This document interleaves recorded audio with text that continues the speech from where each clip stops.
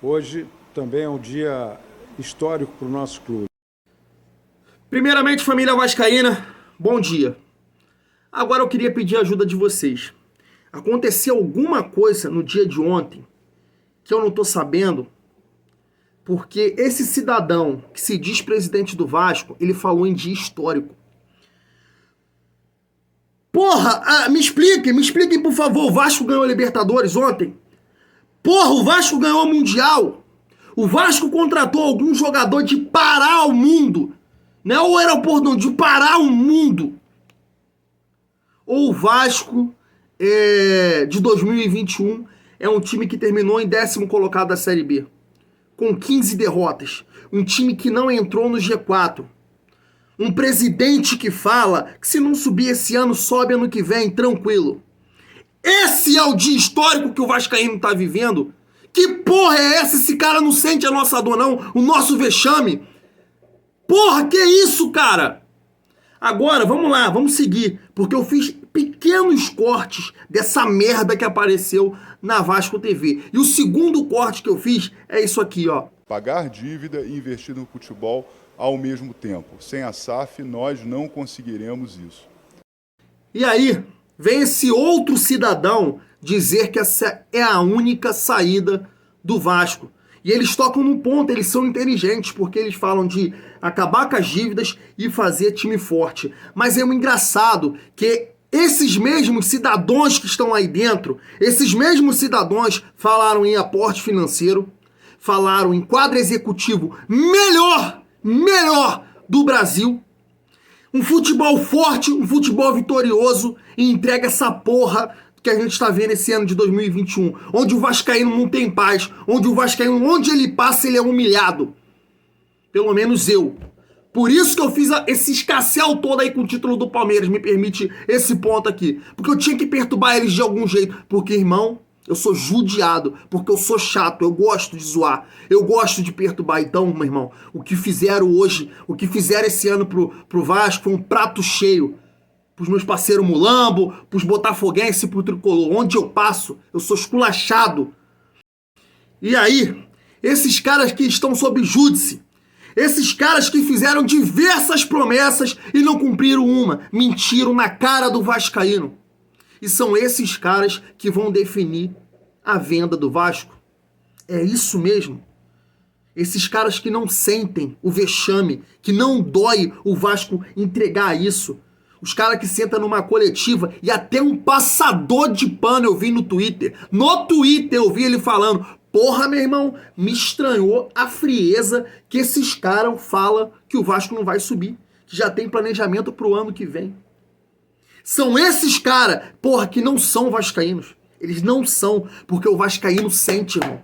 Dói pra caralho o que tá acontecendo no Vasco. Dói pra caralho ter esse time na Série B novamente, não disputar uma Série A, não ser campeão. Dói pra caralho e pra eles não dói. E aí, por isso que eles querem fazer isso com a gente. Dizer que é a melhor saída. Porra nenhuma! Porra nenhuma! E eu vou trazer aqui, né, um cara que realmente, mesmo não apoiando, foi um candidato na eleição, mas ele fez o que todo candidato, que todo agente político deveria fazer. Deixar as rinchas de lado e entender se tem um projeto na mesa que é capaz de mudar a porra do Vasco da Gama, de todo esse vexame que a gente está vivendo, vamos dar uma chance, vamos ver. Mas por que eles querem vender? Por quê? Eu sempre toco aqui, eu sempre falo isso, não tem o apoio da torcida, não tem, eles são odiados, são chamados de golpista, não são competentes para mudar o Vasco, e por que eles continuam lá? Tá aí, alguma coisa tem. E aí eu vou trazer aqui o Sérgio Frias, lá do canal Casaca, na live de ontem, tive a oportunidade de ficar assistindo, eu acho que todo mundo deve ouvir essa parte que eu vou trazer aqui do Sérgio Frias comentando toda essa situação. E ele vai falar vários pontos, várias situações. O Vasco hoje tem solução. E a solução é do candidato que ganhou a eleição. Sabe por que ele sabe disso? Porque ele fez o simples. Ele fez o simples. Ele foi conhecer o que tinha, o que foi construído para o Vasco da Gama. Se liga só. Já era, evidentemente. Já imaginava que isso daí seria um caminho de quem, evidentemente, só fez jogar o Vasco para baixo em 2021 e passa para o torcedor do Vasco e tenta passar para o quadro social do Vasco, que é uma situação que só tem esse jeito. Eu ouvi isso há 10 anos. 10 anos. 2011. Eurico Miranda falando sobre isso numa reunião na Casa dos Coveiros, maio de 2011. Que eles estavam fazendo de um jeito que depois eles iam convencer o torcedor que só tinha uma chance, que era vender. O Vasco não precisa ser vendido. O projeto de quem ganhou a eleição e não está lá demonstra isso claramente.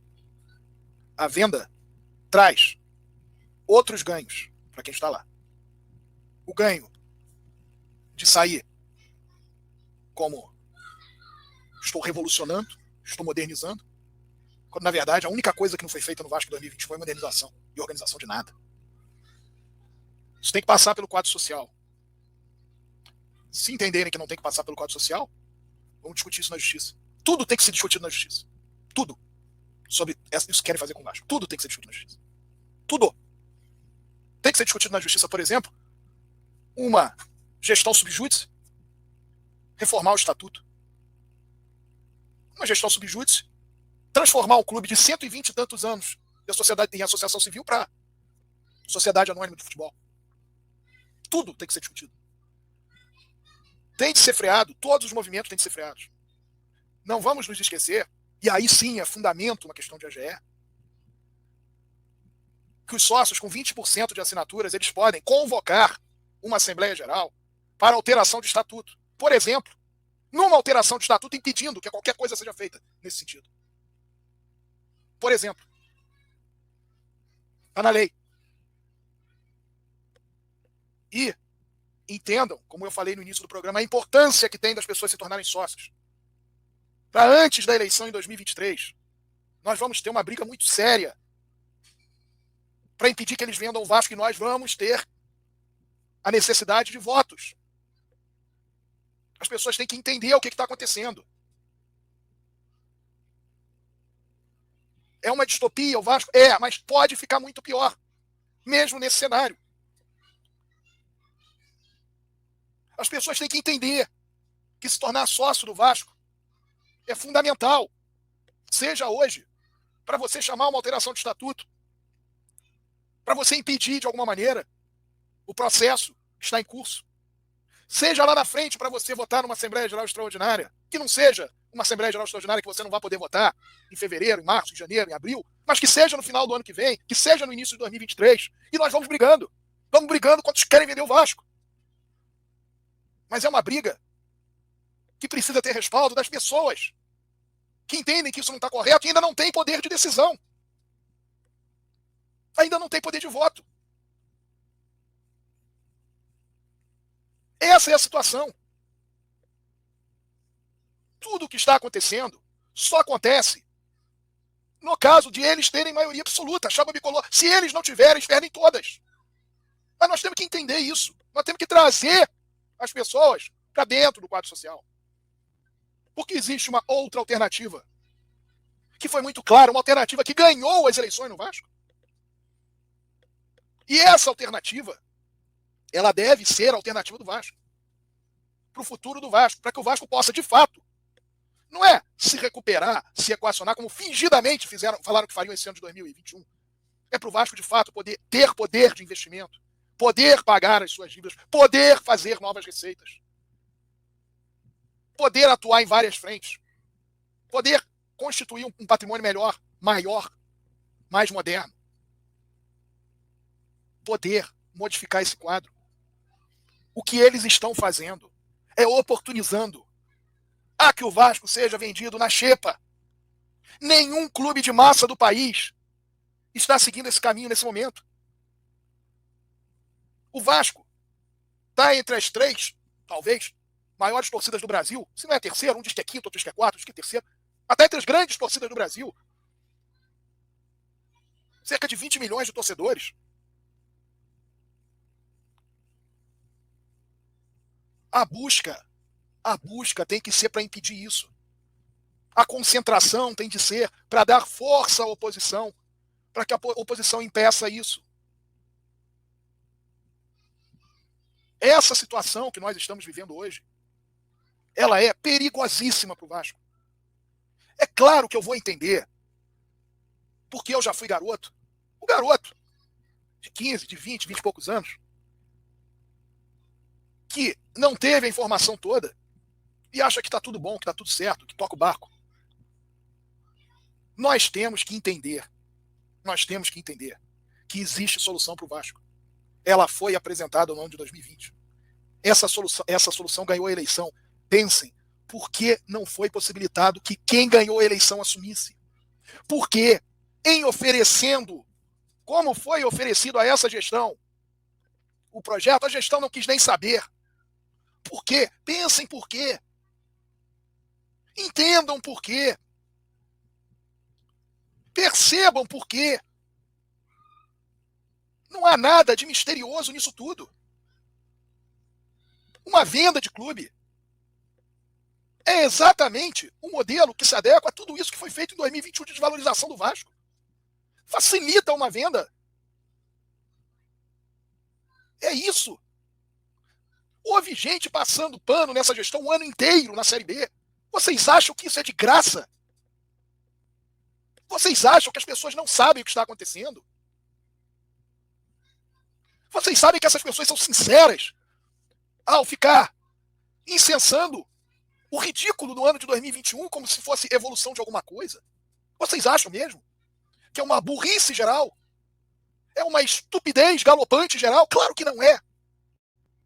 As pessoas estão comprometidas. Seja lá por que motivo for, estão comprometidas. É um objetivo. É uma forma de fazer aquilo que sempre quiseram fazer. Torcida vascaína, pra gente estar finalizando o vídeo, né, como o Sérgio Frias muito bem disse aí, né, nenhum clube grande de expressão, de torcida pensa nessa situação de clube-empresa. O Levin fez uma postagem bem grande, e eu vou ler alguns pontos aqui, de um cara que realmente vem avisando isso há muito tempo, o objetivo dessa gestão, e foi bem criticado. E tá aí, a verdade apareceu.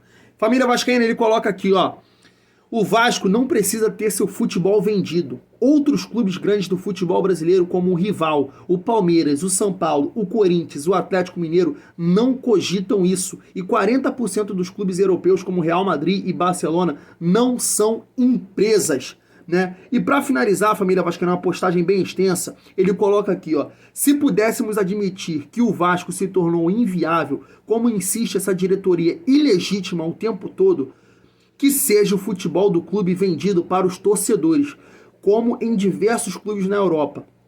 Vascaínos, se o clube empresa for a única opção, e ele coloca aqui, não é, e tivermos realmente que chegar à venda, conclamo todos a requerer nosso direito como torcedores, a comprarmos as cotas que forem disponibilizadas para que o nosso clube centenário não seja vendido para empresários de futebol e até dirigentes ou quaisquer agências que camuflem interesses de terceiros ou até parceiros que apenas queiram lucrar com a transferência de atletas.